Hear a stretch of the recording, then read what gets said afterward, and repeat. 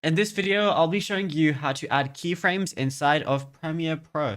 It's a very simple method, so if you find this video helpful, be sure to drop a like and subscribe. But anyways, getting into it, it's really simple to do, and this is going to be very useful for if you're like wanting to make an edit to music or to a beat or anything like that. You could go ahead and do this. So for an example, we'll just go ahead and open up a random project. So I'm just going to open up this one right now. Now it's really easy to do, and like I said, you can do this on any Premiere Pro project as well. Okay, so whenever you have the project open, of course, it's going to look something like this. You're going to have your timeline, and then let's say you want to go ahead and, begin to, add any keyframes or anything like that. There's technically a few different ways you can do it. So the first one's on the timeline. If I go ahead and select a clip, I could go ahead and press M. So let's say I just got a kill there. I could, put that on a beat and then press M here, basically wherever I want.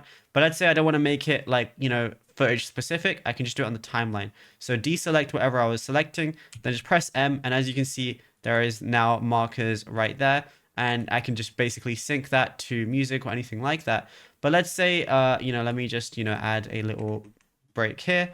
And let's say I want to do a zoom in. What I could do is I can do a position and scale zoom. Let's say it starts at these values.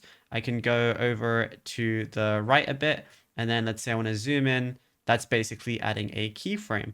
And then I can add one here as well. Let's say I want to zoom in to the top, and then I could just keep doing that. Or let's say I want to make it zoom in and then zoom out. What I could do is I can move this way a bit, highlight the starting ones, then just paste them using Control V, and then it's just going to zoom in and then zoom out. And obviously you can adjust it to however you want. And yeah, you could just basically just keep on doing that. And it's as simple as that. Now, if you found this video helpful, be sure to drop a like and subscribe. And also be sure to check out all our other tutorials that we've been posting on the channel as well, because there is a lot to go through and you might find something you didn't know about yet.